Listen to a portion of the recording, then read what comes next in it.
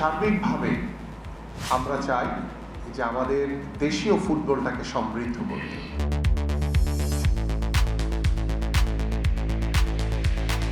আমাদের ফুটবলের যে নবজাগরণ তৈরি হয়েছে,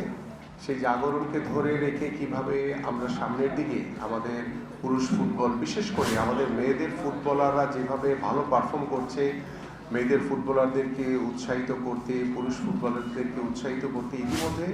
আমাদের যে সিদ্ধান্ত, ইতিমধ্যে আপনারা সকলেই অবগত রয়েছে যে আমরা খেলাধুলাকে যেহেতু পেশা হিসেবে প্রতিষ্ঠিত করতে চাই এবং আমরা চাই যে ফুটবলের ভিতর থেকে যারা বর্তমানে বাংলাদেশ দলকে রিপ্রেজেন্ট করছে, সেটা পুরুষ এবং মহিলা, আমাদের মেয়েদের ফুটবল, তো সবাইকেই আমরা সেই বেতন কাঠামোর ভিতরে এনে আমরা তাদেরকে মাসিক এবং সরকারিভাবে আমাদের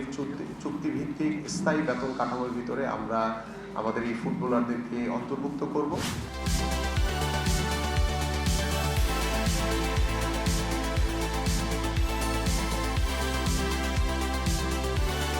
ইতিমধ্যে আমরা আলোচনা সাপেক্ষে আমরা 3টি মাঠকে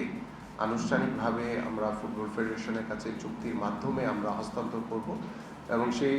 মাঠগুলো হচ্ছে আমাদের কমলাপুর স্টেডিয়াম, আমাদের সিলেট স্টেডিয়াম এবং চট্টগ্রাম স্টেডিয়াম। এই 3টি মাঠকে আমরা আনুষ্ঠানিকভাবে চুক্তির মাধ্যমে আমরা ফুটবল ফেডারেশনকে বরাদ্দ দিব ইনশাআল্লাহ, এবং সেটা সার্বিক অর্থায়ন করবে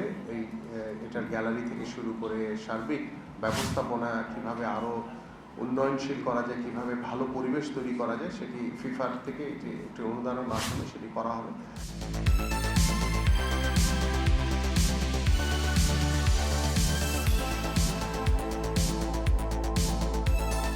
মেয়েদেরকেও আমরা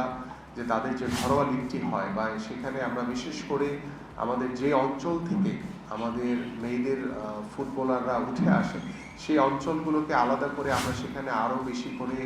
লিগ আয়োজন করতে পারি কিনা বা তাদেরকে আরও খেলার ভিতরে আনতে পারি কিনা, সেই বিষয়গুলোরও আমি